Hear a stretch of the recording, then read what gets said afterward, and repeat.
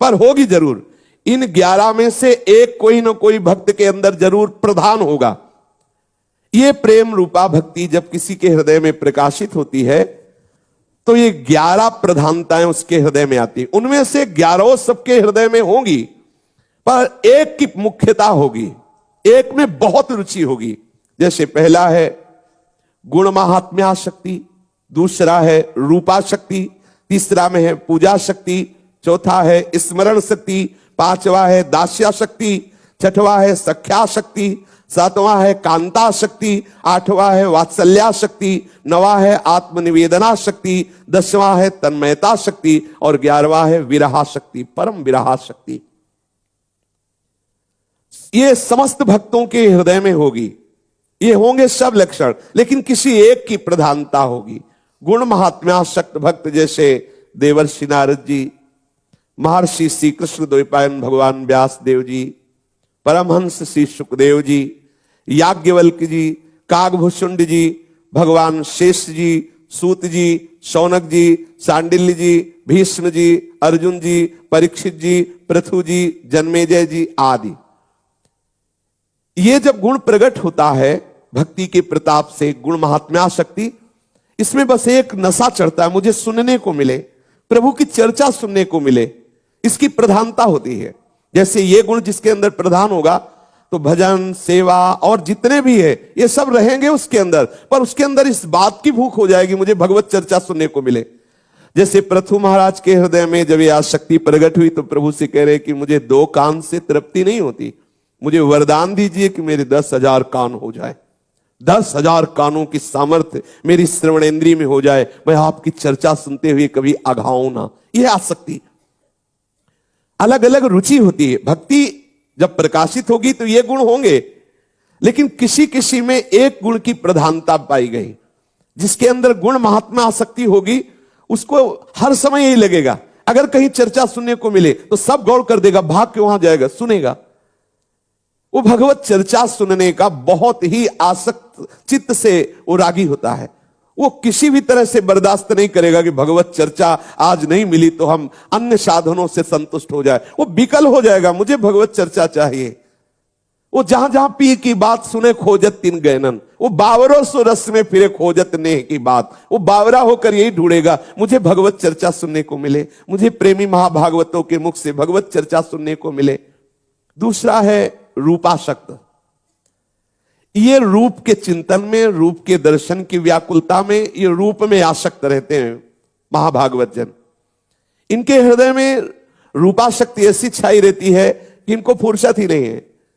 बस नख सिखलो अंगंग माधुरी, नख से शिक तक वो रूप का बार बार अवलोकन कर रहे हैं, रूप की चर्चा सुन रहे हैं। प्रभु के रूप अवलोकन में सब भक्ति के गुण है, ये भी चर्चा सुनेंगे, नाम जप करें, सब करें, लेकिन इनकी प्रधानता होती जैसे गोपीजन, बस लाल बिहारी के ललित त्रिभंगी रूप का चिंतन, बस उसी के दर्शन के लिए व्याकुलता, दर्शन करते हुए भी अतृप्ति। तो कुछ भक्तों के हृदय में जब भक्ति रंग लाती है तो उनके हृदय में रूपाशक्ति प्रकट हो जाती है। वो रूप का चिंतन, रूप के ही बार बार बातें जो शास्त्रों में वर्णन है उन्हीं को पढ़ना, उन्हीं को सुनना, उसे वो रूपासक्त है। कुछ भक्त ऐसे हैं जिनके हृदय में रूप की इतनी प्रबल आसक्ति है कि रूप छके घूमत रहे तन को तनिक न भान, नारायण दृग जल बहे यह है प्रेम पहचान। वो रूप में छके हुए घूमते। यदि ऐसी स्थिति नहीं तो विरह कमंडल कर लिए वैरागी दो नयन। उनके हृदय में रूप दर्शन की इतनी व्याकुलता है कि दोनों नेत्र विरागी हो गए, अब कुछ देखना अच्छा नहीं लगता, बस प्रीतम दिखाई दे जाए। विरह कमंडल कर लिए बैरागी दो नयन, मांगत दरस मधु करी छके रहे दिन रैन। बस एक ही बात मांगते हैं, आओ प्यारे मेरे नेत्र गोचर हो जाओ, एक बार मैं तुमको देख लूं। उनके हृदय में तड़पन होती रूप दर्शन की। तीसरे है पूजाशक्त भक्त। इनके हृदय में हर समय विकलता होती सेवा की। श्री जी को इस समय श्रृंगार करना है, श्री जी को ये भोग लगाना है, श्री जी को ये कर, उनके चिंतन का विषय सेवा होंगे। एक बार देवर्षि नारद जी महाराज बहुलाश्व के यहां पहुंचे तो देखा सेवा में व्रत थे, बहुत ही सेवानिष्ठ महापुरुष, राजा होते हुए भी ठाकुर सेवा में प्रातः प्रवेश कर जाते और 2 बजे के बाद भोग लगा के बाहर निकलते, 2 बजे तक केवल, इसके बाद और राजकाज की सेवा करते। देवर्षि नारद जी ने महाराज जनकाधिपति श्री बहुलाश जी से कहा कि आप जिनकी सेवा करते हैं द्वारिका में विराजमान है, एक दिन जाकर के आप भरनेत्र देख तो लीजिए, देखो ये सेवाशक्त है। हाँ बिल्कुल प्रभु, आपकी आज्ञा पालन करेंगे। सुबह सारथी से कहा रथ तैयार करो, हम सेवा में जा रहे हैं और सेवा करके शीघ्र ही आएंगे और फिर प्रभु के दर्शन के लिए जाएंगे। सेवा में गए, अब वो दिनचर्या सेवा की। जब ठाकुर जी का राजभोग हो गया, ठाकुर जी को पद सुना दिया, शयन करा दिया, तब निकले। ठीक वही 2 बज गए। फिर कहा आज तो समय हो गया, अब कल तैयार। रोज रथ तैयार होता और रोज विलंब हो जाता। सेवा में इतने तन्मय रहते। रोज कई ऐसे महान भक्त देखे गए, भक्तमाल जी में चरित्र में आते हैं, कई प्रगट में भी ऐसे जो सेवा शक्त हैं। ठाकुर जी द्वारिकाधीश जी बड़े बड़े परमहंस महापुरुषों को साथ लेकर स्वयं आए दर्शन देने। महाराज बहुलाश और महान जप में निमग्न श्रुतदेव ब्राह्मण दोनों को एक साथ ही दर्शन दिए प्रभु। दोनों को एक साथ ही घर गए। दोनों इस रहस्य को नहीं जान पाए। स्वयं प्रभु आए चल करके द्वारिका से और महाराज बहुलाश को नेत्रों का परम सुख प्रदान किया। सेवा सुख, सेवा शक्ति, उनको सेवा का ही विचार रहता है। जैसे श्री जयमल जी श्री प्रिया प्रीतम जी को शयन कराया और अपने महल में जे भी शयन में गए तो विचार किया कि अगर एक ऊंचा महल होता, उसकी ऐसे ऐसे खिड़कियां खुली होती, फिर उसमें प्रिया प्रीतम शयन करते, कितना अच्छा होता। निर्माण शुरू। ऐसे ऊपरी खंड में ऐसा निर्माण, सुंदर महल की रचना जिसमें प्रिया प्रीतम शयन करेंगे, सुंदर निर्माण करा के, सुंदर शैया, सुंदर सब। अब भावना में मगन प्रिया प्रीतम शयन कर रहे और सीढ़ी लगा के जाना और सीढ़ी हटा लेना कि कोई दूसरा ना जा पाए। एक बार उनकी पत्नी को लगा कि आखिरकार ऐसा क्या है कि केवल यही जाते हैं, ना सेवक को जाने देते हैं, ना कोई किसी से बात कर बताते हैं कि है क्या उस महल में। तो जब वो शयन करा के गए तो सीढ़ी लगा के जब ऊपर गए तो देखा कि गौर श्याम जोड़ी शयन कर रहे। प्रिया प्रीतम तत्काल उतर के आई और जयमल जी को जब पता चला तो उन्होंने कहा तुमने हमारे प्रभु को विक्षेप क्यों दिया, वहां क्यों गई? बोले हमें देखना था कि आखिरकार इस महल में क्या है जो आप एकदम एकांत सेवन करते, कभी बताते नहीं, किसी को जाने नहीं देते। तो जयमल जी ने पूछा आपने क्या देखा? बोले देखा कि श्याम सुंदर के समीप गोरी प्रिया जो शयन किए हुए। ओहो, मेरे प्रिया प्रीतम का आपने दर्शन पाया, बड़े सौभाग्य।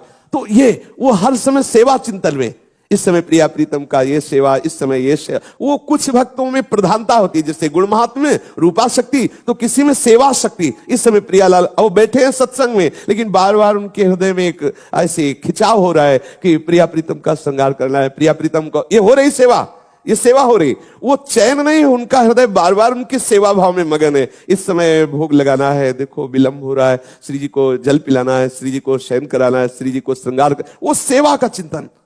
कुछ भक्त होते हैं जिनमें सेवा पूजा शक्ति, सेवा शक्ति होती है। और चौथे होते हैं स्मरणा शक्ति। उनको प्रभु के स्मरण में बहुत आनंद आता है। ना तो ऐसा नहीं कि सेवा नहीं करते, पर सेवा शक्ति नहीं है, सेवा करते हैं, गुण महिमा सुनते हैं, प्रभु के रूप में भी प्रियता है, लेकिन उनकी जो आसक्ति है प्रधान स्मरण। बैठे हैं प्रभु के स्मरण में डूबे हुए हैं, प्रभु का नाम, प्रभु का मंत्र बस निरंतर चला, मंत्र में आसक्त है, स्मरण चल रहा। ये स्मरण प्रधान भक्त है। ऐसा नहीं कि जो रूपासक्त है वो स्मरण नहीं है, जो गुणासक्त है, लेकिन ये प्रधानता है, अलग अलग प्रधानता। अब उसको कहा जाए कि आप सेवा करो तो सेवा करें, लेकिन रुचि नहीं है, उसकी रुचि स्मरण में है, शांत एकदम गंभीर, हर समय डूबे रहना। ये अलग अलग भक्तों का है, इसीलिए रुचि देखना चाहिए, अपनी रुचि किधर जा रही। ज्यादा भक्ति में भी एक रुचि, जैसे किसी किसी को होता है गाने का बहुत स्वभाव होता है, उसको मौन में काम नहीं बनेगा, गुनगुनाओ, पद गुनगुनाओ। किसी की सेवा टहल में तो सेवा, और किसी किसी को होता है कि बस कोई बोले ना बस चुप गुप सुप अंदर ही अंदर चिंतन चल, बड़ा महिमा में। ये सब महान सद्गुण है, तो देखना चाहिए मेरी रुचि किधर। मंत्र में रुचि ज्यादा है, सेवा में रुचि ज्यादा है, श्रवण में रुचि ज्यादा है। जिधर रुचि अगर उधर आप ज्यादा सहयोग करेंगे तो आपका मन बहुत जल्दी डूब जाएगा। पकड़ लेनी चाहिए कि हमारे अंदर मांग किसकी। जैसे अपने स्वभाव में चिंतन का संस्कार बहुत बैठा है, संन्यास मार्ग से चिंतन को, बस शांत, कोई बैठे ना, कोई बोले ना, कुछ पढ़ना नहीं, कुछ देखना नहीं, कुछ सुनना, चुप शांत। अब वो स्वभाव बैठा है। अब जहां में फुर्सत मिले, जहां कोई हमसे बोले ना देखे, वो बस ना कुछ पढ़ने का स्वभाव, ना कुछ करने का स्वभाव, तो चिंतन का स्वभाव, शांत कोई चेष्टा से चिंतन करने का नहीं, वो तो दिखावटी भले कोई चेष्टा माला हो, सब मगर स्वभाव बना है संन्यास मार्ग की कृपा से चिंतन का स्वभाव, बैठ जाना बस चिंतन।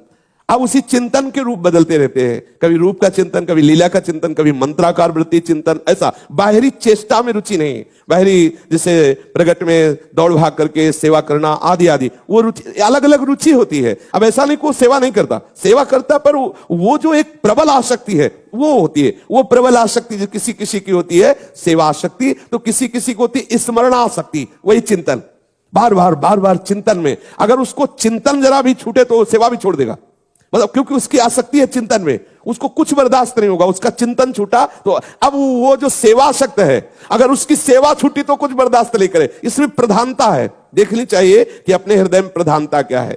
एक है दास्याशक्त, दास्याशक्त में हर समय दासता का चिंतन होता रहता है, हर समय दासता की चेष्टा होती रहती है, हर समय एक होते सख्याशक्त, प्रभु से हास्य विनोद, वो उनकी प्रधानता रहेगी यही प्रभु के साथ सख्य भावना की। एक होते कांताशक्त कि मैं प्रभु की पत्नी हूं, मैं प्रभु की रानी हूं, मैं प्रभु की प्रिया हूं, मैं प्रभु की, ऐसा ऐसी भावना। वो सब भक्ति की बातें सुनेंगे सब लेकिन उनकी चिंतन का विषय होगा, उनकी चेष्टा वही होगी, उनका आंतरिक भाव यही होगा कि प्रभु हमारे पति, मैं उनकी प्रिया। भक्त है, भक्तों की अलग अलग धारणाएं प्रकट होती है। वात्सल्याशक्ति, प्रभु को अपना बच्चा मानना भक्तों में होता है। तो क्या ये जो अन्य भाव वाले, इनमें भाव नहीं रहता है, गौड़ रहता है। जैसे प्रभु को स्नान करा रहे हैं तो उस समय वात्सल्य उनके हृदय में, दुलार उनके हृदय, वात्सल्य की प्रधानता नहीं पर वात्सल्य है। जैसे सहचर्या है तो हमारे प्रिया प्रीतम हमारे पति है, हमारे स्वामी, हमारे जीवन धन है। जैसे एक पतिव्रता पत्नी अपने पति से प्यार करती है, ऐसे सहचर्या प्रिया प्रीतम से प्यार करती है। प्रिया प्रीतम ही हमारे प्रीतम है, वही हमारे पति, वही हमारे कांत है, वही हमारे स्वामी है, सब कुछ वही है। पूर्ण समर्पण, प्रधानता उनकी सहचरी की रहती है, भाव ये सब रहते हैं। ऐसे भक्त के अंदर जो वात्सल्य प्रधान है तो वो उनसे हंसेगा भी। जो जैसे देखो मां अपने बच्चे से कभी देखो वैसे बिल्कुल जैसा बच्चा तुतला के बोलेगा वैसे ही मां तुतला के बोलेगी, जैसे बच्चा चलेगा वैसे ही मां चलेगी। ये सख्य नहीं हो रहा, हास्य विनोद हो रहा, ये सख्यवत हो रहा, लेकिन प्रधानता वात्सल्य की है। ऐसे किन्हीं किन्हीं भक्तों में वात्सल्य की प्रधानता होती है। किसी में आत्मनिवेदन, पूर्ण शरणागति, मैं आपका हूं, मैं आपका हूं, उसकी चेष्टा, उसका बोलना, उसका चिंतन है आत्मनिवेदन, मैं प्रभु आपका हूं, प्रभु आप मेरे हो, आपके सिवा मेरा कोई। तो और सब भक्तों में नहीं रहता, क्या रहता है, पर इसमें प्रधान ये रहेगा, इसमें रूपाशक्ति, गुणाशक्ति, ये सब रहेगा, लेकिन प्रधान रहेगा, बार बार हृदय में आएगा, प्रभु मैं आपकी शरण में, मैं आपका हूं, प्रभु आप मेरे हो, मैं आपका हूं, ऐसा। ये आत्मनिवेदन और तन्मयता प्रायः सब भक्तों में रहती है। पर इस तन्मयता में जिसको केवल तन्मयता की तरफ प्राप्ति होती है, उसकी सारी बाहरी शुद्धि, बाहरी चेष्टाएं शिथिल होने लगती है। फिर उससे कोई क्रियाएं, बाहरी व्यवहार, ये सब सकुशल नहीं हो सकता, क्योंकि जिसमें तन्मय हुआ है अंतर्मुख से, फिर वो बाहर की चेष्टाओं में शिथिलता आने लगती। कोई कोई भक्त तन्मयता प्रधान होते हैं, वो तो और भक्तों में तन्मयता नहीं होती, क्या होती है, पर वो तन्मयता गौड़ होती है। जैसे सेवा परायण है तो सेवा करते हुए है उन्हीं में, पर वो तन्मयता जिसके अंदर तन्मयता की प्रधानता है वो बाहर की चेष्टा रहित होता है। क्योंकि बाहरी शुद्ध रहित तो तन्मयता कैसी, बाहर शुद्ध रहित, अंतर में अपने प्रीतम में डूबा हुआ है तन्मयता। और कोई कोई परम विराहशक्त, वो रोते ही रहते हैं प्रभु के लिए, तो क्या उनमें सब नहीं, सब है, पर जहां कोई जरा सी बात आई वो विराग्नि, क्योंकि उनके अंदर विरह प्रधान है। तो इस तरह से ये 11 भक्ति अपने रंग प्रकाशित करती है आसक्ति की। कोई गुण में आसक्त होते हैं, कोई रूप में आसक्त होते हैं, कोई सेवा में आसक्त होते हैं, कोई स्मरण चिंतन में आसक्त होते हैं, कोई दास्य भाव में आसक्त, कोई सख्य भाव में, कोई कांता भाव में, कोई वात्सल्य भाव में, कोई आत्मनिवेदन में, कोई तन्मयता में, कोई परम विराह शक्ति में। इसलिए भक्ति सर्वश्रेष्ठ है, भक्ति निष्ठ होकर के प्रभु के प्रेम रंग में डूबना, यही सार है।